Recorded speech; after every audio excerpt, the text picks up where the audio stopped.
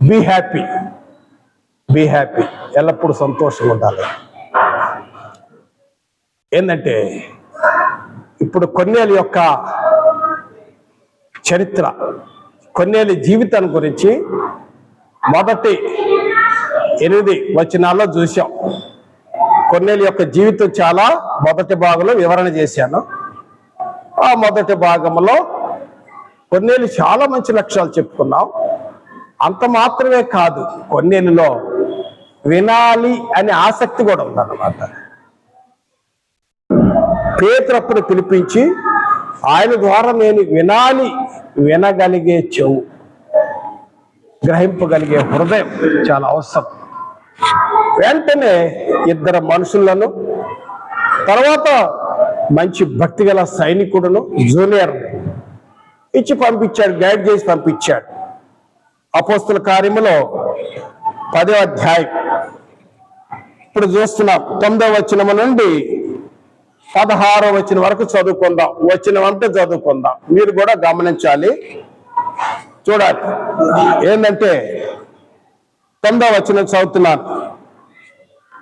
మరునాడు వారు ప్రయాణమైపోయి పట్టణముకు సమీపించినప్పుడు పగలు ఇంచుమించు 12 గంటలకు పేతురు ప్రార్థన చేయుటకు మిద్దె మీదకెక్కెను. అతడు మిక్కిలి ఆకలి గొరిన భోజనము చేయగోరెను. ఇంటి వారు సిద్ధము చేయుచుండగా అతడు పరవశుడై. 9-10 వచనాలు దీని వివరణ తెలుసుకుందాం. కొన్నేలు గారు పంపిన ఆ 3 మనుషులు గుర్తుపెట్టుకోండి. మరునాడు అన్నాడు. కొన్నేలు కలిగిన దర్శకుడు 2వ రోజు మరునాడు బయలుదేరారు. ఎన్ని గంటలు బయలుదేరారో తెలియదు. ఇక్కడ నుండి కైసరి నుండి ఎప్పే వరకు 30 మైళ్ళు, convert into kilometer, 50 above kilometer. ఇక్కడ నుంచి మరునాడు ఎన్ని టైంకి లేచారో తెలియదు. 4 గంటలు లేచారో, 5 గంటలకు లేచారో, మొత్తానికి ఇక్కడికి వచ్చేసరికి 12 గంటలు అయింది. అంటే 50 కిలోమీటర్లు నడిచారు వాళ్ళు. ఈ రోజులాగా నో ట్రాన్స్పోర్ట్, నో ఎయిర్పోర్ట్. వాళ్ళు వస్తే షిప్ ద్వారానే రావాలి, నడుచుకుంటున్న రావాలి, గుర్రాల మీద కానీ, గాడిదలు, కంచర గాడిదల మీద కానీ ప్రయాణం చేయాలి, రథాల మీద కానీ ప్రయాణం చేయాలి, గుర్ర బండి మీద కానీ ప్రయాణం చేయాలి ఆ రోజులో. కనుక అక్కడి నుంచి బయలుదేరారు, ఈ సముద్ర తీరాన్ని బయలుదేరారు. ఎట్లా బయలుదేరారు కానీ 12 గంటలకు వచ్చేసరికి బాగానే టైంకి వచ్చేసారు 3. మొత్తము కొన్నేలు గారు గైడ్ చేసి పంపించాడు. అక్కడ జాగ్రత్త, పేతురయ్య గారు ఉంటారు, దైవజనుడు, ఆయన కలవండి, ఆయన తీసుకురండి అని చెప్పి పంపించాడు. ఇక్కడ వచ్చేసరికి ఇక్కడ పేతురు గారు సీమోను చర్మకారు ఇంట మిద్ది మీద కూర్చొని ప్రార్థన చేయటానికి మిద్దెక్కాడు. అది మధ్యాహ్నం. యూదులు ముమ్మారు ప్రార్థన చేస్తారు. కీర్తన గ్రంథం 55:17 వచనంలో ఏంటంటే ఉదయము, సాయంకాలం, మధ్యాహ్నం. దానియేలు గ్రంథము 6వ అధ్యాయం 10వ వచనం దానియేలు ముమ్మారు ప్రార్థన చేస్తారు. కాబట్టి ఈయన క్రీస్తు ఉన్నప్పుడు కూడా ఆయనకు ముమ్మారు ప్రార్థన చేసే అలవాటు ఉంది. మంచిది, ఒక ప్రార్థన చేసి ఒక టైం ఫిక్స్ చేసుకోవటం చాలా మంచిది. మిద్దెక్కాడు, మిద్దె మీద ప్రార్థన చేసుకోవటం చాలా మంచిది. అపోస్తుల కార్యములు 1వ అధ్యాయం యేసు ప్రభు పునరుద్ధరణైన తర్వాత అక్కడ కొంతమంది స్త్రీలు, ప్రభు యొక్క సహోదరులు, వాళ్ళు కూడా మిద్దెక్కి ప్రార్థన చేస్తున్నారు. అపోస్తుల కార్యం 1వ అధ్యాయం 14 వచనం. మిద్దె అనేది ప్రార్థన చేసుకోవటానికి చాలా అవకాశం. ఎండాకాలంలో ఇంకా బాగుంటుంది మిద్దె మీద ప్రేయర్ చేసుకోవటం. యేసు ప్రభు అయితే ఒలీవల కొండకెళ్ళి ప్రార్థన చేసుకునేవారు. ఒక ప్లేస్, ఏకాంతమైన ప్లేస్ లో ఇక్కడ ఆ మిద్దె మీద ఎక్కి, సీమోను చర్మకారు ఇంటి మిద్దె మీద ఎక్కి ప్రార్థన చేసుకునే టయానికి ఆ 12 గంటలు ఇదే టైం, కొద్దిగా ఎక్కువ టైం. ఆకలి మీద ఉన్నాడు పేతురయ్య గారు. అయ్యగారు వచ్చారని చెప్పి ఆ చర్మకారుడైన సీమోన్ అంటే ఆయన పెద్ద బిజినెస్ మ్యాన్, ఈయన కూడా యూదుడే. అన్నజేడికి వెళ్ళడం అసలు పేతురు గారు, ఈయన కూడా యూదుడే, పెద్ద బిజినెస్ మ్యాన్. ఆ సముద్ర తీరాన వ్యాపార కేంద్రం అంది. ఇది ఈ సముద్రం తీరాన మధ్యధరా సముద్రం ఉంది కదా, ఈ వ్యాపార కేంద్రం ఇది.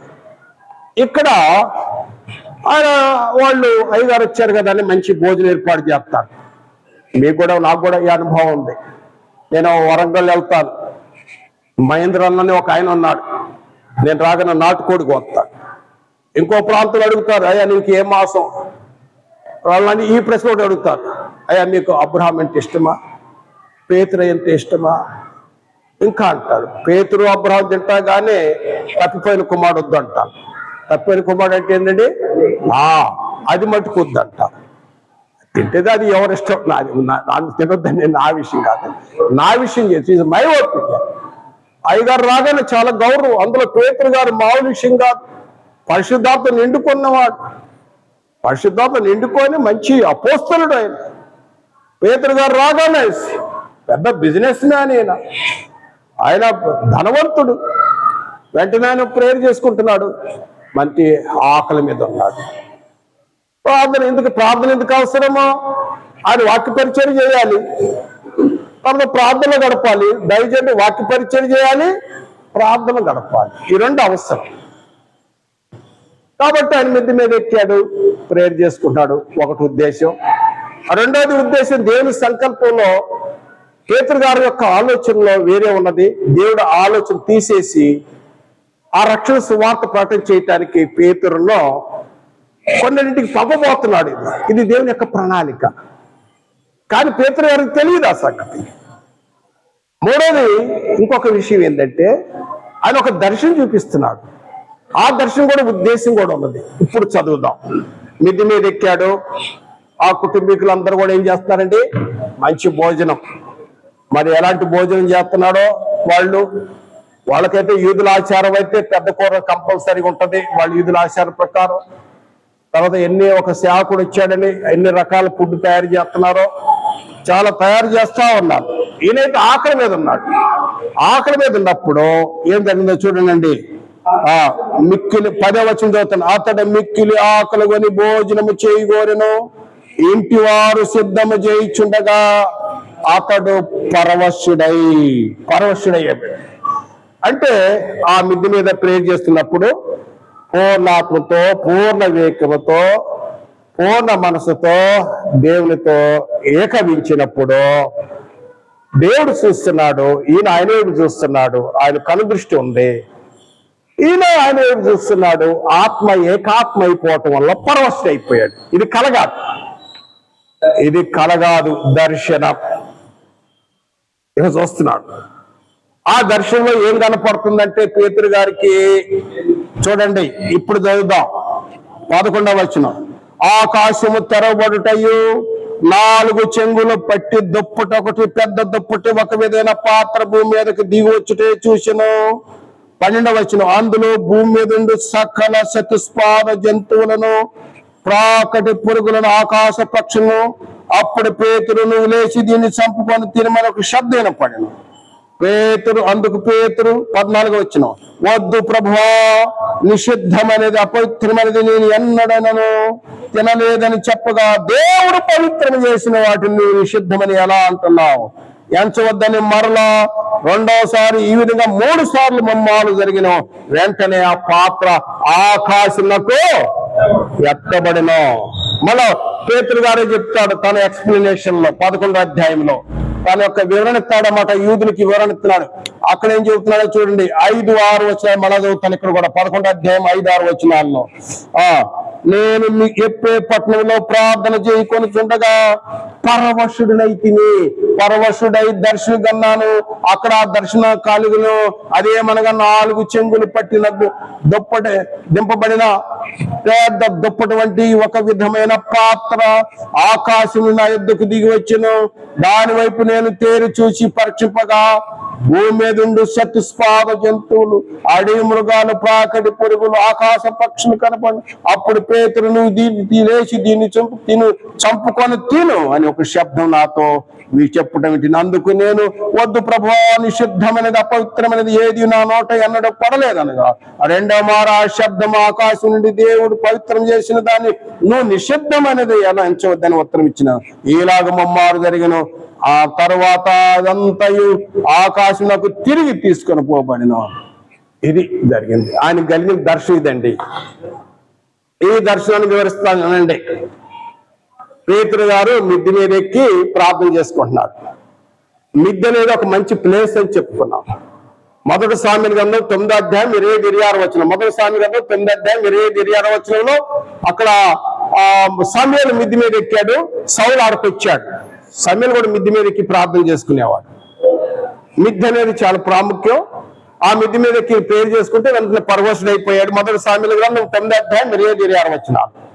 27 వచ్చినప్పుడు చూడండి, అక్కడ సౌలు సమూయేలుని కలుసుకుంటాడు మిద్దె మీద.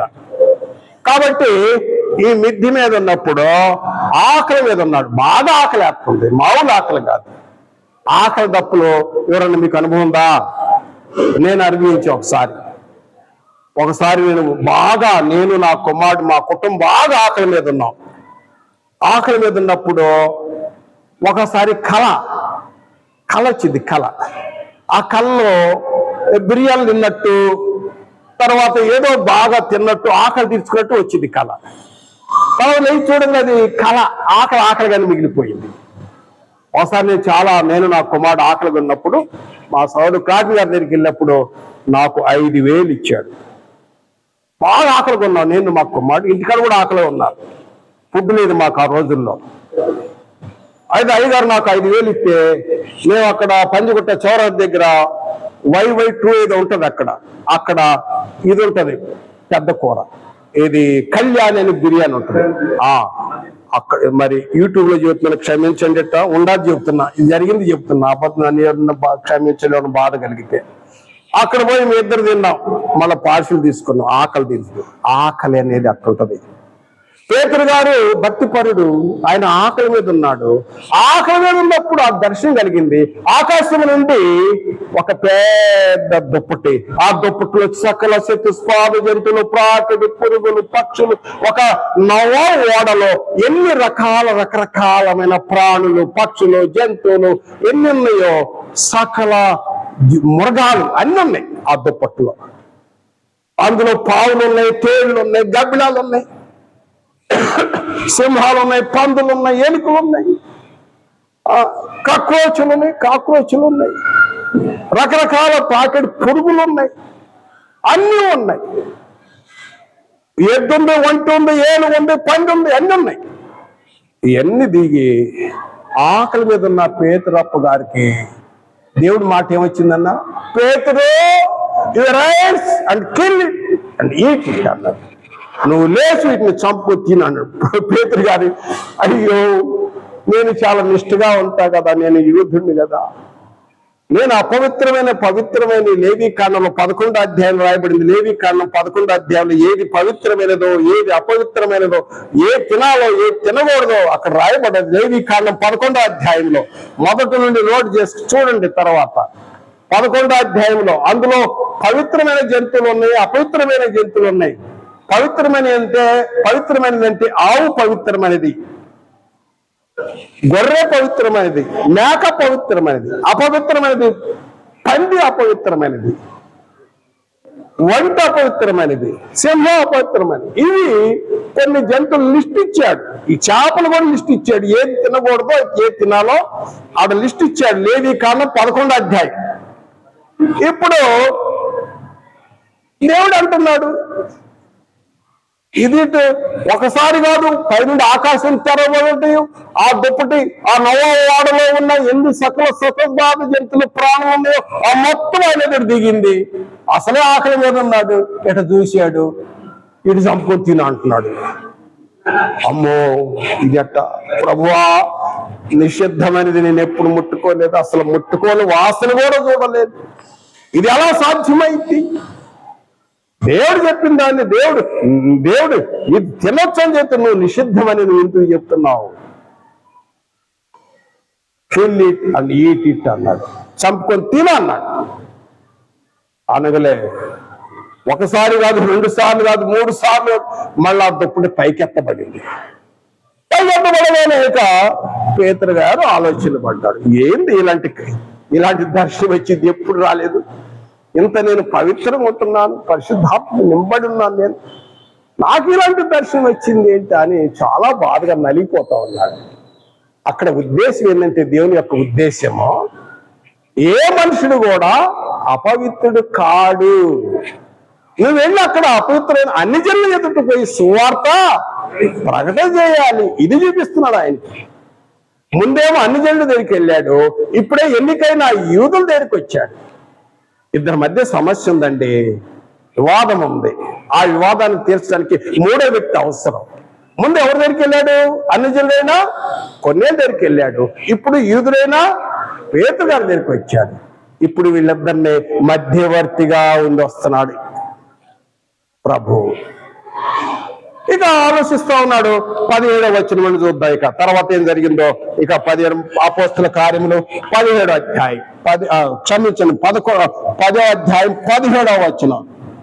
పేతురు తనకు కలిగిన దర్శనం ఏమైండును అని తనకు ఎటు తోచక ఉండగా, కొన్నేళ్ళు పంపిన మనుషులు సీమోని ఇల్లు ఏదని విచారించి తెలుసుకొని వాకిటి నిలిచి ఇంటి వారిని పిలిచి, పేతురును మారు పెరుగుల సీమోని ఇక్కడ ఉన్నాడా అని అడిగారు. పేతురు దర్శనం గురించి ఏదో ఇంకా ఆలోచిస్తానే ఉండగా ఇప్పుడు ఆత్మ, ఇంతకుముందేమో కొన్నేళ్ళతోటి ఎవరు దేవదూత చెప్పాడు, ఇక్కడేమో ఆత్మ చెబుతుంది. ఆత్మ, ఇదిగో ముగ్గురు మనుషుల్ని వెతుకుతున్నారు, నువ్వు లేచి మిద్ది వెళ్ళి కిందకి దిగి సందేహింపక వారితో కూడా వెళ్ళను, నేను వారిని పంపి ఉన్నానని ఆత్మ అతనితో చెప్పినప్పుడు పేతురు ఆ మనుషుల యొద్దకు దిగి వచ్చి, ఇదిగో మీరు వెతుకువాడను నేనే, మీరు వచ్చిన కారణమేమని అడిగాను. అప్పుడు వాళ్ళు ఏం చెబుతున్నారంటే, అందుకు వారు, నీతిమంతుడు, దేవునికి భయపడేవాడని యోధామంతులందరి చేత మంచి పేరు పొందిన శతాధిపతి కొన్నేళ్ళు ఒక మనిషి ఉన్నాడు, అతడు నిన్ను తన ఇంటికి కొన్నేళ్ళింటికి పిలిపించటానికి నీవు చెప్ప మాటలు వినాలి. నువ్వు ఏదో మాటలు చెప్పాలి, ఆ మాటలు వినాలి అంటానికి కొన్నేళ్ళు గారు ఎంతో ఆసక్తి కలిగి మమ్మల్ని అనిపాడయ్యా. ఆ పరిశుద్ధ దూత చెప్పిన మాటను బోధింపబడినని ఏరి చెప్పిరి. అప్పుడు అతడు వారిని లోపలికి పిలిచి ఆదిత్యమిచ్చాను. ఇక్కడే పెద్ద సమస్య వచ్చింది. ఆదిత్యమిచ్చాను. చూడండి, కొన్నేళ్ళు పంపాడు, ఆయనకి దర్శనం కలిగింది పేతురు గారికి. ఏంటి ఈ దర్శనం గురించి ఆలోచిస్తా ఉన్నాడు. వాళ్ళు ఆ ముగ్గురు మట్టి వచ్చారు కదా, ఎక్కడ వెతుకుంటా వస్తే ఎక్కడ దిగాడంటే, ఇక ఆత్మచేత బోధింపడ్డాడు పేతురయ్య గారు. కింద దిగేసి, ఎవరంటే ఇక్కడ పేతురు అనే ఆయన ఉన్నాడు, ఇక్కడ దిగాడా, ఇదేనా చర్మకారుని ఇల్లు, ఇదేనా ఇక్కడ దిగాడా అని అడుగుతుంటే, మీరు వెతుకువాడను నేనే. మీరు ఎవరిని వెతుకుతున్నారో ఆయన నేనే. ఏంటి రండి, ఏంటి ఎందుకు పిలిచి ఎందుకు వచ్చారు నా గురించి? అయ్యా, కొన్నేళ్ళు ఒక ఆయన ఉన్నాడు, చాలా భక్తిపాడు, ప్రార్థన పాడు, బహుదాన ధర్మాలు చేస్తాడు, చాలా మంచి పేరు పొందినవాడు, కుటుంబంతో ప్రార్థన చేస్తాడు. దేవదూత కనపడింది. ఆ దేవదూత ఏం చెప్పిందంటే, ఇదిగో ఆయన పిలిపించి నువ్వేదో మాటలు చెప్పాలంట, ఆ మాటలు వినటానికి మా అయ్యగారు చాలా ఆసక్తి కలిగి ఉన్నాడు, మీరు పిలిపించడానికే మేము ఇక్కడికి వచ్చాము అని చెప్పినప్పుడు ఇక ఆయనకు అర్థమైపోయింది, అన్ని జనులకి ఇది భేదం లేదు అని అర్థమయ్యి, రండి భోజనం చేద్దామన్నారు. వాళ్ళు ఇంట్లో ప్రిపరేషన్ చేస్తున్నారు కదా. అయ్యగారు వచ్చారని మంచి ఫుడ్ ఉంది అక్కడ. అయ్యగారు వస్తే మామూలు ఫుడ్ ఉండదు, రకరకాల ఫుడ్లు తయారు చేసి పెట్టారు. ఆ ముగ్గురితో కలిసి ఈయన కలిసి భోజనం చేశాడు. అక్కడ యజమాని భోజనం పెట్టాడు. ఇక్కడ భోజనం చేసిన సంగతి అక్కడ తెలిసింది. ఎక్కడ? తర్వాత 11వ అధ్యాయంలో. అక్కడ తెలియలేదు. అక్కడ ఏమైందంటే, అక్కడ పెద్దలు అపోస్తులు పేతురు గారిని ఎక్స్ప్లెనేషన్ అడుగుతారు. అసలు వాళ్ళతో కలిసి భోజనం చేసేవాళ్ళు. 11వ అధ్యాయం 3వ వచనంలో అపోస్తులు అక్కడ పేతురు గారు 1వ వచనం 11వ అధ్యాయం 1 నుండి 18వ వచనం వరకు వాళ్ళకి సంజాయిషి ఇస్తాడనమాట. మనకు ఎక్స్ప్లెయిన్ చేయండి అని చెప్పినప్పుడు ఈయన సంజాయిస్తాడు 11వ అధ్యాయంలో. అదండి. తర్వాత చూసినట్లయితే నా ప్రియ సహోదరులారా గమనించాలి. ఇక్కడ వచ్చాడు. 22వ వచ్చే వరకు వచ్చేసరికి అర్థమైంది. అక్కడ ముగ్గురు మనుషులు వచ్చారు. పేతురు గారు నలుగురు అయ్యారు కదండి. అక్కడి నుండి ఇక మళ్ళా తిరిగి వెళ్ళాలి. అపోస్తల కార్యములు 10వ అధ్యాయం చూడండి, 23వ వచనం దయచేసి గమనించాలి. 23వ వచనం గమనించాలి. మరునాడు అతడు లేచి వారితో కూడా బయలు వెళ్ళాను. ఎప్పేవారైన కొందరు సహోదరులను వారితో కూడా, ఇదిగో ఈ అడుగు బాగుందా ఎప్పే, పేతురు ఎక్కడున్నాడో ఆ ఎప్పే ప్రాంతంలో కూడా కొంతమంది సహోదరులు వచ్చారంట. పేతురు గారితో తిరిగి మళ్ళీ ప్రయాణం అయ్యారు. ఇది 3వ రోజు. తర్వాత వీరితో కొంతమంది సహోదరులు వెళ్ళారు. అక్కడి నుంచి కైసరేయులు 3 వచ్చారు, పేతురు గారు 4 అయ్యారు. ఇక్కడ నుంచి కొంతమంది సహోదరులు వెళ్ళారు. ఈ సహోదరులు ఎంతమంది ఎవరు చెప్తారన్నా? వాళ్ళు కాదు, వచ్చేవాళ్ళు కాదన్నా. ఇక్కడ నుంచి ఎప్పే నుండి వచ్చిన వాళ్ళు, కైస నుండి వచ్చేవాళ్ళు కాదు, ఎప్పే నుండి కొంతమంది సహోదరులు పేతురు గారితో వచ్చాడు. లేదు, అందుకనే చదవండి ఇక్కడ అపోస్తల కార్యములు 11వ అధ్యాయం. అపోస్తల కార్యం 11వ అధ్యాయంలో చూసినట్టయితే ఇక్కడ చూడండి, 12వ వచనం చూడండి. అప్పుడు ఆత్మను ఏ భేదము చేయక వారితో వెళ్ళమని నాకు సెలవు ఇచ్చాను. ఆ 6 సహోదరులు నాతో కూడా వచ్చిరి. ఎంతమంది వచ్చారో? పేతురు గారు ఇంకా 6 తీసుకొస్తున్నాడు. ఎందుకంటే అది విట్నెస్, సాక్ష్యం అవసరం. ఆయన పేతురు గారు ఒక్కడే బయలుదేరలేదు, వాళ్ళు 3 వచ్చారు. పేతురు గారు ఉన్నారు, 4 అయ్యారు. ఇక్కడ ఎంతమంది ఉన్నారన్నా? ఎంతమంది అయ్యారు? 10 మంది. 4 + 6 ఎంత? 10 మంది. 10 మందితో మరునాడు అన్నాడు, అంటే 4వ రోజు. మరి 3వ రోజు ఎక్కడ గడిపారో మనకు తెలియదు. కానీ తర్వాత వచ్చినప్పుడు ఇక్కడ చూడండి, 24వ వచనం మరునాడు, 23వ వచనంలో మరునాడు అన్నాడు. ఇది 4వ రోజు. గుర్తుపెట్టుకోవాలన్నా, మీరు బైబిల్ స్టడీ చేయడానికి వచ్చారు, బోధకులు మీరు, మీకు తెలిసి ఉండాలి, మీకు వాక్యం తెలిసి ఉండాలి. పాలు తాగే స్థితి కాదు, బలమైన ఆహారం అవసరం. ఈరోజు అందరూ తెలుసు, బైబిల్ తెలియని వాళ్ళు ఎవరు? మనకంటే క్రైస్తవ ఇతరులకే బాగా బైబిల్ తెలుసు, వాళ్ళే ప్రశ్నిస్తున్నారు. బైబిల్ బాగా లేఖనాలు పరిశోధన చేయాలి. చూడండి, అప్పుడు మరునాడు వారు కైసరు ప్రవేశించి అప్పుడు కొర్నేలి బంధువులను ముఖ్య స్నేహితులను పిలిపించి వారి కొరకు కనిపెట్టుకుండెను. అబ్బా, ఇక్కడ చాలా గొప్ప పాఠం ఉందండి అమ్మా, వినాలి. అపోస్తల కార్యముల 10వ అధ్యాయం 24వ వచనంలో కొర్నేలి అరేంజ్డ్ బిగ్ మీటింగ్. కొర్నేలి గొప్ప మీటింగ్ ఏర్పాటు చేశాడు. ఎట్లా చేశాడో తెలుసా? పేతురప్పను పిలిపించి వాక్యం వినిపించాలని ముఖ్య స్నేహితులను, బంధువులను, తన ఇంటి వారిని, అనేక మందిని పోగు చేశాడు. పెద్ద మీటింగ్ ఏర్పాటు చేశాడు. ఎవరు రాలేదండి అని చెప్పలేదు అక్కడ, పెద్ద మీటింగ్. తర్వాత 20వ వచనంలో పేతురు కోసం కనిపెట్టుకొని ఉంటున్నాడు. ఎప్పుడు వస్తాడు? పేతురు గారు వస్తాడు, కనిపెట్టుకుంటున్నాడు. అంతలోకి 25, 26వ వచనంలో మరి పేతురు గారు ఆయనతో ఎంతమంది ఉన్నారు? పేతురు గారితో 90 మొత్తం 10 మంది వస్తున్నారు అనుకుంటా. ఈయన కనిపెట్టుకున్నాడు. అందరు గ్యాదరింగ్, అంత ఫుల్ గ్యాదరింగ్ అయిపోయారు. అసలు ఒక పెద్ద ఆఫీసర్ ఇంట్లో ఎంతమంది సేవకులు ఉంటారు, ఎంతమంది స్నేహితులు ఉంటారు, ఎంతమంది బంధువులు ఉంటారు? ధనవంతుడికి అందరూ చుట్టాలే ఉంటారు. ఆయన బిలవలో ఎవరు రారు? నిండిపోయారు. హాలంతా నిండిపోయింది. హాలంతా నిండిపోయినప్పుడు ఇక పేతురు గారు అటుకుంటూ వస్తున్నాడు. పేతురు గారు రాగానే ఆయన ఏం చేశాడంటే గబగబగా అలా అమ్ము పేతురు గారు ఇలా రాగానే పేతురు గారు వస్తున్నాడు. రాగానే అన్నా వినండి, వెంటనే అన్నా వినాలి. పేతురు గారు ఎదుట సాష్టాంగపడి కొన్నేళ్ళు బాలబడి కాళ్ళ మీద పడ్డాడు. పడగలే, లే కొన్నేలే, నేను కూడా నీలాంటి మనిషినే. అయ్యా వినాలి ఇక్కడ, నేను కూడా నీలాంటి మనిషినే. దేవునికే సాష్టాంగ నమస్కారం చేయాలి. ఏ నరుడికి సాష్టాంగ నమస్కారం పాదాలు పట్టుకోకూడదు. లే నీలాంటి నరుడే. ఇక ఆయన తీసుకొని పట్టుకొని, ఏంటి ఎందుకు పిలిపించావు, నన్ను పిలిపించడానికి కారణం ఏంటి అని పెట్టుకొని తీసుకొని ఇక్కడికి వచ్చాడు.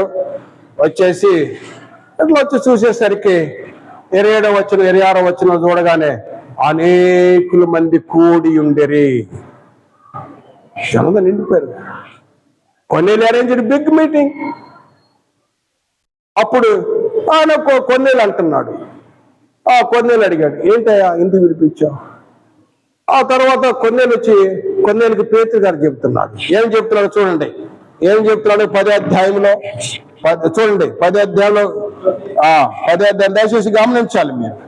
మీరు ఎలా వింటున్నారో చాలా జాగ్రత్తగా వినాలి, దయచేసి వినాలి ఈ పాఠంలో.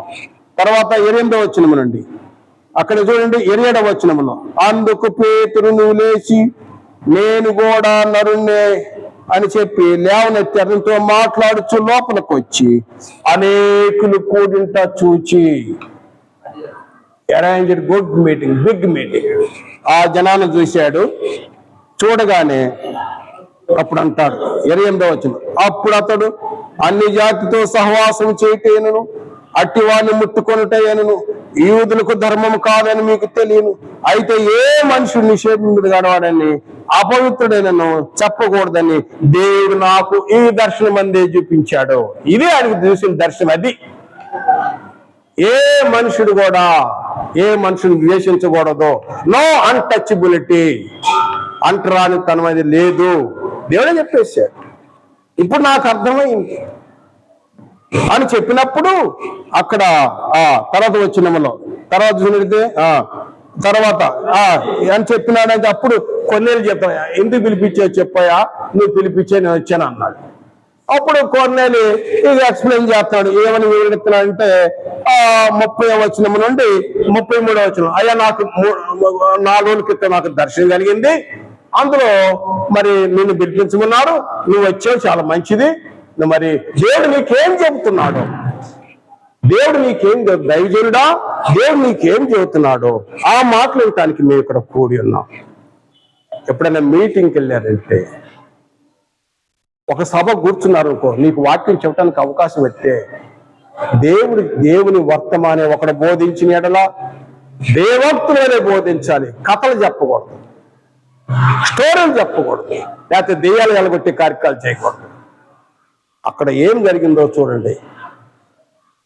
కొన్నేళ్ళు ఏం చెప్పాడు, అయ్యా మిమ్మల్ని పిలిపించాను, మీరు వచ్చారు, దేవుడు మీకేం చెబుతున్నాడు, ఆ దేవుని మాటలు మేము వినటానికి ఇక్కడ మేము కూడి ఉన్నాం అని చెప్పినప్పుడు ఇక పేతురు గారికి అర్థమైంది. ఆ సభ ఎదుట నిలబడి, అది కొన్నేళ్ళు ఆఫీసులు పెద్ద, అది ఒక హాల్, ఒక కాన్ఫరెన్స్ హాల్ లాగా ఉంది, పెద్ద హాల్, ఒక ఆఫీసర్ ఇల్లు అది, అనేక మంది కూడున్నారు.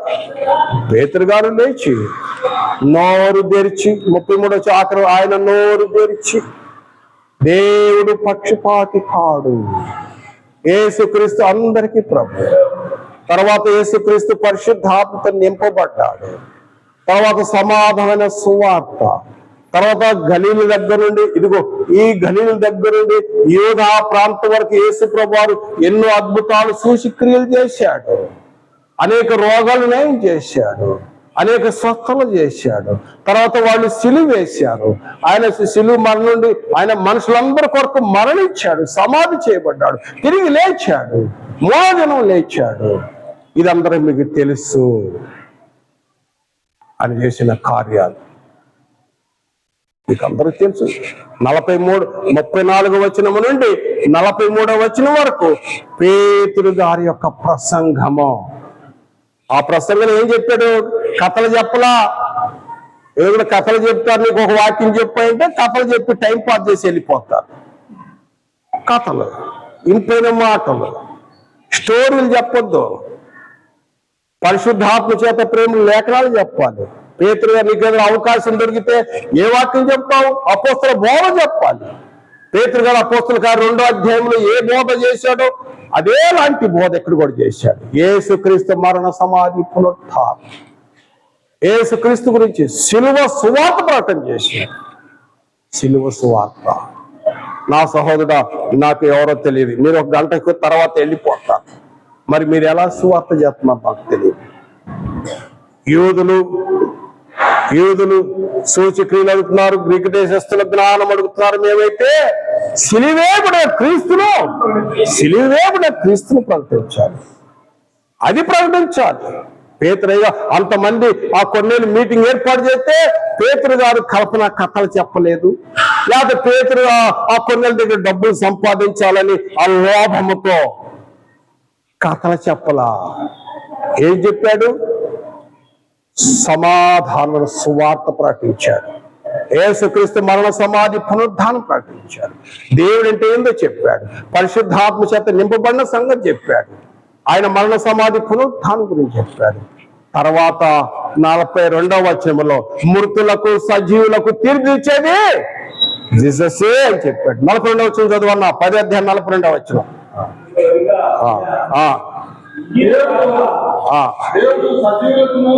దేవుడు సజీవులకును మృతులకును ఈయనే కాదు, చాలండి. Jesus Christ will judge. మృతులకు సజీవులకు. మృతులంటే ఎవరు? క్రీస్తునందున్నవారు మృతులు కారు. క్రీస్తునందున్నవారు సజీవులు. యేసు ప్రభు వచ్చినప్పుడు తన కుడి వైపు ఉన్నవారు సజీవులు, ఎడమవైపు ఉన్నవారు మృతులు. మృతులు ఎక్కడికి వెళ్ళిపోయారు? నిత్యాగ్నిలో. సజీవులు ఎక్కడ పోయారు? తండ్రి రాజ్యంలో స్వతం తెచ్చుకున్నారు. If you are in Christ, నువ్వు సజీవుడివే.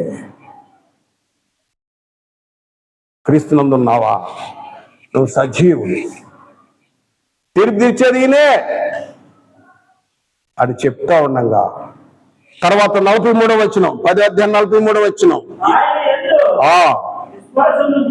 ఆయన యందు విశ్వాసం ఉంచు వాడెవడు? ఆయన నామం మూలముగా పాప క్షమాపణ కలుగును. చాలండి, ప్రవక్తలు చెప్పారు ఈ సంగతే. యేసు క్రీస్తు నామమునే రక్షణ, యేసు క్రీస్తు నామనే పాపాలు కడిగివేయబడతాయి, యేసు క్రీస్తు నామనే క్రీస్తునందు అన్ని దీవెనలో. ఆయన నామంలో ఉన్నది. క్రీస్తు యొక్క దైవత్వం గురించి వివరించాడు. దైవత్వము అదంతా చెప్తా ఉండగా ఏం జరిగింది? 43వ వచనం నుండి తర్వాత 44వ వచనం నుండి పేతురు ఈ మాటలు చెప్పుచుండగా అతడు బోధ విన్న వారందరి మీద పరిశుద్ధాత్మ దిగిన. సున్నతి పొందిన వారిలో పేతురుతో కూడా వచ్చిన 6 సహోదరులు వాడు చూశారు. విశ్వాసం ఉంచిన పరిశుద్ధాత్మ మరి వరము అన్ని జనులు సైతము కొమ్మరింపబట్ట చూచి విభ్రాంతి పొందిరి. ఏలనగా వారు భాషలతో మాట్లాడుచు దేవుని ఘనపరచుచు ఉన్నది. అందుకు పేతురు, మన వలె పరిశుద్ధాత్మ పొందిన వీరు ఆ బాప్తిసం పొందకుండా ఆటంకపరిచెదరా. చూడండి, ఇక్కడ పేతురు గారు ప్రసంగంలో బాప్తిసం కూడా చెప్పాడు. పేతురు గారి ప్రసంగంలో విశ్వాసం చెప్పాడు. రక్షణార్థమైన మారు మనసు కూడా చెప్పాడు. 11వ అధ్యాయం 18వ వచనం చదవండి. 11వ అధ్యాయం అపోస్తల కార్యం 11వ అధ్యాయం 18వ వచనం. వారు ఈ మాటలు విని అట్లయితే అన్ని జనులకును దేవుడు జీవార్థమైన మారు మనసు దయచేసి ఉన్నారు. ఇదే జరిగింది. అన్ని జనులకు దేవుడు జీవార్థమైన మారు మనసు ఎందుకు? అపోస్తల కార్యం 2వ అధ్యాయంలో పేతురు గారి కోసం మీరు మారు మనసు పొంది పాప క్షమాపణ నిమిత్తం యేసుక్రీస్తు నామమున బాప్తిసం పొందండి, పరిశుద్ధాత్మని వరం పొందుతారు, మీకు మీ పిల్లలకు దూరస్తులు అన్నాడే. ఆ దూరస్తులు ఎవరు? అన్యజనులు. అపోస్తల కార్యం 2వ అధ్యాయం 38వ వచనంలో ఆ దూరస్తులు ఎవరంటే అన్ని జనులు. అపోస్తల 50 గ్రంథం 2వ అధ్యాయం 28-30 50 గ్రంథం 2వ అధ్యాయం 28-30 ఆ ప్రవచనము అక్కడ నెరవేరింది, మళ్ళీ ఇక్కడ కూడా నెరవేరుతుంది. అర్థమవుతుందండి? ఈ ప్రవచనం నెరవేరుతుంది. దేవుడు వీరికి కూడా అన్ని జనులు మనవలే అపోస్తుల కార్యం పెంచుకోవద్దు దినాన ఏ విధంగా యూదుల మీద పరిశుద్ధాత్మను కుమ్మరింపప్పుడు వారు అన్ని జనులు ఏ విధంగా అందరూ ఏ విధంగా భాషలతో మాట్లాడారు, అన్ని జనులు కూడా మాట్లాడారు. మాట్లాడినప్పుడు ఇది జరిగిందని పేతురు గారు అక్కడ అపోస్తులకు పెద్దలకు యెరూషలేములో పెద్దలకు వివరణ చేస్తున్నాడు. అసలు నువ్వు వెళ్ళావు, సువార్త చేశారు, వారు విన్నారు, సరిపోయింది. నువ్వు వెళ్ళి వాళ్ళతో ఎందుకు భోజనం చేసావు, నేను నిలేసారు అయింది, మాకు ఎక్స్ప్లెనేషన్ అన్నారు. ఆ 11:1-18 ఆయన సంజాయిషి ఇస్తున్నాడు పేతురు గారు, చెబుతూ అయ్యా ఇది లేఖలో నెరవేరుతుంది. అపోస్తుల కార్యము 2వ అధ్యాయంలో ఏ విధంగా జరిగిందో, పెంతెకోస్తు దినాన ఏ విధంగా జరిగిందో, ఈ రోజు కూడా అన్ని జనుల మీద అదే విధంగా జరిగింది. వీళ్ళు దేవుని దగ్గరికి వచ్చారు, వీళ్ళ ఆటంకపరచడానికి, దేవుని విశ్వాసం ఇచ్చిన వారిని నేను ఆటంకపరచడానికి నేను ఎంత మాత్రం ఉన్నాయా, నేను ఏ పార్టీ వాడిని, వాళ్ళని అడ్డగించడానికి నేను ఏ పాత్ర వాడిని. 11:17 నేను ఏ పార్టీ వాడను, నేను ఏ పార్టీ. కాబట్టి ప్రభు అని యేసు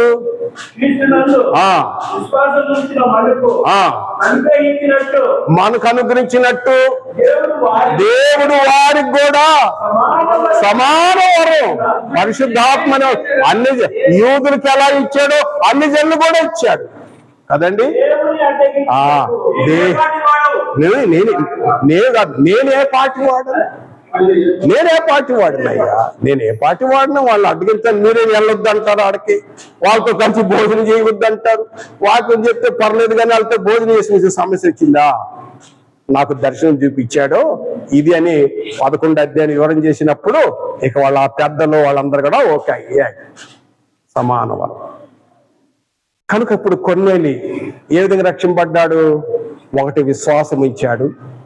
అపోస్తుల కార్యం 10:43 విశ్వాసం ఇచ్చాడు. తర్వాత 11:18 జీవార్థమైన మారు మనసు. తర్వాత ఆఖరి వచనంలో వీరికి బాప్తిసం ఇచ్చుటకు ఆటంకం ఏంటి అని చెప్పాడు కదండి. ఆటంకం ఏంటి వెంటనే ఆ రోజు ఎంతమంది బాప్తిసం పొందారో నాకు తెలియదు. ఆడ ఎంత సభ ఉందన్నా, ఎంత సభ ఉంది, కొన్ని మీటింగ్, చాలా బంధువులు, ముఖ్య స్నేహితులు, పెద్ద మీటింగ్, అది పెద్ద హాలు, ఒక కమిషన్ ఆఫీసర్, ఒక కమాండర్ యొక్క హాల్లో ఎంతమంది, పనివారు ఎంతమంది, పెద్ద అందరూ కూర్చోబెట్టాడు. కూర్చోండి, వాక్యం వినండి, అయ్యగారు చెప్తాడు వినండి అని చెప్పినప్పుడు ఎంతో మంది కూర్చున్నప్పుడు ఆ వాక్యం అప్పుడు బాప్తిసం పొందారు. ఎన్ని ఆత్మలు పొందారన్నా చెప్పలేం. అక్కడైతే అపోస్తుల గారు 2వ అధ్యాయంలో ఎంతమంది పొందారో 3000. కొన్నేళ్ళ ఇంటి దగ్గర ఎంతమంది కూడా నాకు తెలియదు. ఎన్ని ఆత్మలు ఒడ్డు చేరి నీ దగ్గర నిలిచినప్పుడు రక్షక ఒక్క ఆత్మ తాకపోతే ఆ రోజు సిగ్గుపడిపోదునా? ఎందుకంటే ఈ లోకం విడితే ప్రభు అడుగుతాడు, నీ చేజిపోయా, నువ్వు ఎన్ని ఆత్మలు తెచ్చావు, నువ్వు ఎన్ని స్టోరీలు చెప్పొద్దు, నువ్వు అవి చేశాను ఈ చేశాను, ఆ బిల్డింగ్ కట్టాను ఈ బిల్డింగ్ కట్టాను అని సంఘాలు కట్టాను, అసలు నువ్వు ఎన్ని ఆత్మలు సంపాదించావు నీ చేతులు చెప్పి. ఆ రోజు ఒక్క ఆత్మ కూడా సంపాదించిపోతే ఆయన సిగ్గుపడాల్సిన రోజు వచ్చింది. ఆంధ్ర క్రైస్తవ కీర్తనలో ఈ పాట ఉంది, ఒడ్డు చేరి నీ దగ్గర నిలిచినప్పుడు రక్షక ఒక ఆత్మను తేకపోతే. ఈరోజు నేను ఒక బోధకుడుగా ఉన్నాను, వేరే బ్యాగ్ తీసుకొని తిరుగుతున్నాను, తిరిగి ఒక ఆత్మ సంపాదించిపోతే ఆ రోజు సిగ్గుపడాల్సి వచ్చింది. దేవుడు క్రీస్తు ఐశ్వర్యం మనకి ఇచ్చాడు. మీరు ఎలా చేస్తున్నారు సేవ? ఎన్ని ఆత్మలు సంపాదిస్తున్నారు? ఎంతమంది సువార్త పాటిస్తున్నారు? ఇప్పుడు చూడు పేతురు గారి ప్రసంగం, ఎలాంటి ప్రసంగం చేశాడు? స్టోరీలు చెప్పలేదు, కల్పనా కథలు చెప్పలేదు, దేవుడు అడిగితే కార్యక్రమాలు చేయలేదు, లేక ఆ పండ్లు ఈ పండ్లు చెదిగో ఈ తీసుకొని మీకు పిల్లగలుగుతారని ఈ కథలు చెప్పలేదు. వాళ్ళు ఏం చేశారు ఒకసారి చూడండి. అలాంటి బోధ గురించి పేతురు గారు ఖండించాడు. పేతురు రాసిన 2వ పత్రిక 2వ అధ్యాయం 3వ వచనం చూడండి.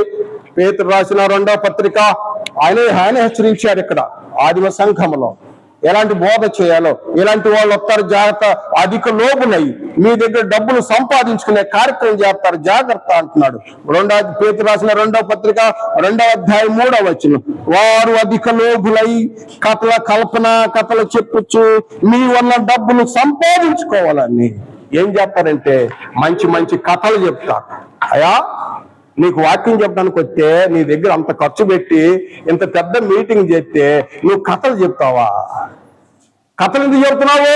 రకరకాల మిమిక్రీలు చేసి కొంతమంది ఏం చేస్తారంటే నవ్విస్తూ ఉంటారు, నవ్వించి అపహాస్యం చేస్తూ ఉంటారు. అపహాస్యం కూడా ఉన్నారు. అయ్యగారు భలే చెప్పాడు, భలే కథ, అబ్బా ఏమి అబ్బో బ్రహ్మాండం ఉందని చెప్తారు. మంచి కథలు చెప్పొద్దు, కల్పన కథలు చెప్పొద్దు, మిమిక్రీలు చేయొద్దు. తర్వాత అపహాస్యాలు నవ్వించే విధంగా కూడా చేయొద్దు. యోధా పత్రికలో అది కూడా చదవండి. వాళ్ళు ఏం చేస్తారంటే కేవలం లోభులై దురాశ డబ్బుల కోసం చేస్తారట. చూడండి, ఆదిమ సంఘం అంతే ప్రకటించారు, హెచ్చరించారు. చూడండి, యోధా పత్రికలో మనం చూసినట్లయితే నా ప్రియ సహోదరుడా యోధా, ప్రభు యొక్క సోదరుడు యోధా కూడా హెచ్చరిస్తున్నాడు. 17-18 వచనంలో 17-18 వచనం చూడండి. అయితే ప్రియులారా, అంత్యకాలం అంతా ఇప్పుడే తమ భక్తిహీన వల్ల దురాశ చొప్పున నడుచుకోవచ్చు. పరిహాసకులు అంటే ఎవరు? అపహాసకులు, నవ్వించేవాళ్ళు. దేవుని వాక్యం ఒకడు బోధించిన పేతురు రాసిన మొదటి పత్రికలో 4 ఒకడు బోధించిన దేవత్వంలోనే బోధించాలి. కథలు చెప్పొద్దు, కల్పన కథలు చెప్పొద్దు, లేకపోతే అపహాస్యం మిమిక్రీలు చేయొద్దు. దేవుని అపోస్తులైన వాళ్ళు అపోస్తులు ఏ బోధ చేశారో ఆ బోధ చేయాలన్నా నీకు అవకాశం దొరికిందా? ఈ బోధ చేయాలి, అపోస్తులు చేసిన బోధ చేయాలి. పేతురు గారు ఏ బోధ చేశాడు? పౌలు గారు ఏ బోధ చేశాడు? అపోస్తులు ఏ బోధ చేశారు? సిలువ సువార్త. అయ్యో, సిలువను ప్రకటించకపోయాను ఎడలా నాకు శ్రమ. ఇప్పుడు చూడండి, ఇక కన్క్లూజన్లోకి వచ్చాను, ఇక ముగింపులోకి. మీరు వినటానికి చాలా ఆసక్తి కలిగి ఉండాలి. వినుటకు మందులైనందున విశదపరచుట కష్టం అన్నాడు. హెబ్రీ పత్రిక 5వ అధ్యాయం 12-13. పాలు తాగేవాళ్ళు వినలేరు, బలహీనులు వాక్యం వినలేరు.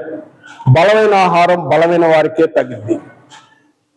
కనుక చూసినట్టయితే ఏంటంటే కొన్నేలి మంచి మీటింగ్ ఏర్పాటు చేశాడు. పేతురు గారు మంచి ప్రసంగం చేశాడు. ఈ ప్రసంగం వల్ల యూదులతో అన్ని జనులు కూడా వచ్చారు. ఒక దేవుని ఇల్లుగా ఉన్నారు ఇక్కడ.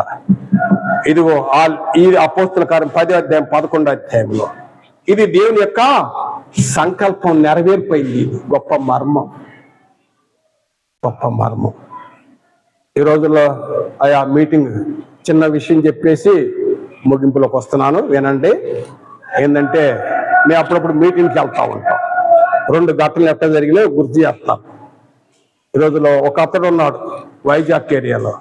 అన్నా ఎప్పుడు మీటింగ్ పెట్టు అంటాడు. సరేను, ఒకసారి ఇక్కడి నుంచి నేను, నా కుటుంబం, మా పూర్ణచంద్ర, నేను వైజాగ్కి వెళ్ళాం. ఆడు ఎక్కడి నుంచి రాజమండ్రి ఎక్కడ తీసుకెళ్ళాడు? విజయనగర ప్రాంతం తీసుకెళ్ళాడు. ఇక సాయంత్రం మీటింగ్ హైదరాబాద్ నుండి విజయనగరం వెళ్ళాం, విశాఖపట్నం దగ్గరికి. ఏనండి అన్న, శ్రద్ధగానండి. కొన్నేళ్ళు ఎలా మీటింగ్ చేశాడు, ఈ రోజులో కొందరు ఎలా మీటింగ్ చేస్తాను, కొన్ని ఎగ్జాంపుల్ నేను అనుభవాలు తెలియజేస్తున్నాను, సత్యమే చెప్తున్నాను. ఆడ పోయేసరికి సాయంత్రం మీటింగ్ ఉంది కదా, నేను ప్రిపరేషన్ అవుతున్నా. మంచి మీటింగ్ చెప్పాలి, మంచి అవకాశం దొరికిందని. ఆడపోతే సాయంత్రానికి వచ్చి ఏం చెబుతున్నా అంటే, మీటింగ్ టైం అయిందన్న. ఎక్కడ బ్రదర్ అన్నా, ఎక్కడ పేరు చెప్పాలే అన్నా, ఎక్కడ మీటింగ్ అన్న ఏ మీటింగ్ అన్న, గలీలో ఒకరు చచ్చిపోయారు అన్నాడు. ఆ గలీలో ఒకరు చచ్చిపోయారు, ఇంకా మీటింగ్, అరే అక్కానా అనుకున్నా. ఆ రాత్రి గడిచిపోయింది. తర్వాత మేము 2వ రోజు ఎంక్వైరీ చేసాం, ఈ గలీలు ఎవరు చచ్చిపోయి ఎవరు చావలేదు అన్నారు. పుట్టిదే. ఎంత మోసమో చూడండి. మమ్మల్ని ఇక్కడ నుంచి హైదరాబాద్ నాడు పిలిపించి, అయ్యా మీటింగ్ ఆడా 7 గలీలు చచ్చిపోయారు. తర్వాత మమ్మల్ని ఏంటికి తీసుకెళ్ళాడు? అసలు ఆయన భార్యే కాదు. 2వ రోజు తెలిసింది. నేను మా మార్తమ్మ గారు అసలు ఒక 7 గంటల ఒక మీటింగ్ ఉంది, ఆడకి తీసుకెళ్ళాడు. అక్కడ ఏదో ఒక పెంతుకొచ్చి చర్చిలో మీటింగ్ ఏర్పాటు చేద్దామని చూశాడు. అక్కడికి వెళ్ళగానే అసలు భార్య వచ్చింది అక్కడికి. ఆ భార్య వచ్చి పక్కన కూర్చుంది, అంతా చెప్పింది. వీడి సంగతి మీడియా నమ్ముకున్నారు కదా, ఇలాంటి వాళ్ళు ఉంటారు. ఇంకొక మీటింగ్, అది కూడా ఎగ్జాంపుల్ చెప్తాను. మేము అటు ఆంధ్ర సైడ్కి వెళ్ళాం. యోహనన్నయ్య తెలుసు, నేను అబద్ధం చెప్పనన్నా, యథార్థం చెప్తే నేను పలికి 10 మంది లెక్క చెప్పాలి. ఒక అమెరికాని తీసుకెళ్ళి మీటింగ్ అందంటే ఏర్పడా 40 మంది పైన వస్తున్నారు. మైక్ సెట్ నేను కొన్ని అడ్వాన్స్ కూడా ఇచ్చా, నువ్వు అన్ని అరేంజ్ చేసుకున్నా. ఆడపోయేసరికి మేము అందరూ వెళ్ళాం, ట్రాన్స్లేటర్ పూర్ణ చంద్రరావు గారు మేము అందరూ వెళ్ళాం. ఆడపోయి చూసేసరికి ఆ మ్యాట్ అయితే వేసాడు, ఆయన ఒక్కడే గున్నాడు, ఎవరు లేరు అక్కడ మ్యాట్ దగ్గర. టైం అయిపోయింది. ఏందనంటే ఏం పలకట్లా, ఏదంటే పలకట్లా. ఒక్కడ కూర్చోబెట్టాడు. అంతలోకి ఆ దొర వచ్చి కూర్చున్నాడు. కూర్చునేసరికి ఏడంటే ఈ ఉన్న కూర్చోడు వెళ్ళిపోయాడు. ఇక చూడు మా పరిస్థితి ఎట్లుంటుందో. ప్రభువా ఎంత పొరపాటు అయింది, ఎక్కడ ఇందులో నాకు దోషం ఉందా క్షమించు ప్రభువా అన్నాడు. కొంచెం ప్రే చేసి కొంతమంది వచ్చి కూర్చున్నారు. ఆ రోజు బయటపడ్డాం. అలా ఉండకూడదు నా ప్రియ సహోదరుడా. మీటింగ్ అంటే కొన్నేళ్ళలాగా మీటింగ్ చేయాలి. వాక్యం బోధిస్తే పేతురప్పలాగా బోధించాలి. వాక్యం కథలు చెప్పొద్దు. ఇప్పుడు నేర్చుకోవద్దు. ఇప్పుడు అంత అవే జరుగుతున్నాయి. ఊరక డబ్బులు సంపాదించే కార్యక్రమాలు జరుగుతున్నాయి. అలాంటి బోధ నేర్చుకోవద్దు. నువ్వు బైబిల్ గ్రంథం చదవండి, చదివి వినిపించండి. ఇందులో సత్యం ఉంది. ఈ సత్యం చెప్తే ఎవరికి ఇబ్బందే ఉండదు. వేరే గ్రంథాలు మనకు అవసరం లేదు. ఇదిగో పరిశుద్ధ గ్రంథం సరిపోయింది. పరిశుద్ధాత్మ కంటే ఎక్కువ తెలియగల వాళ్ళ మనం పరిశుద్ధాత్మ చేత ప్రేమని ఈ గ్రంథం ఈజ్ సబ్స్టెంట్. ఈ గ్రంథము చదివి వివరణ చేసినట్టయితే ఇందులో మాటల ద్వారానే ఆత్మలను సంపాదించవచ్చు. వందనాలు. ఇప్పుడు అర్థమైంది కదా. కొన్ని లెటర్ రక్షింపడ్డాడు, విశ్వాసం ఉంచాడు, తర్వాత మారు మనసు, జీవార్థమైన మారు మనసు, బాప్తిష్యం, తర్వాత కూడా వాక్యం విన్నాడు. ఓకే, చిన్న పేరు చేసుకుంది. ప్రేమ నమ్మకం తండ్రి, స్తుతి స్తోత్రాలు. మీ ప్రియ కుమారుడు యేసుక్రీస్తు నామమున ప్రార్థన చేస్తున్నాను తండ్రి. ఈరోజు గొప్ప పాఠం జరిగింది. అందుని బట్టి థ్యాంక్ యూ చెల్లిస్తాం. ఈ వాక్యం ద్వారా అనేక మందికి ఉపయోగకరంగా, ప్రయోజనకరంగా ఉంటుంది. సహాయం దయచేయమని యేసు నామమున ప్రార్థించి వేడుకొంచున్నాము తండ్రి. ఆమేన్. థ్యాంక్ యూ అండి.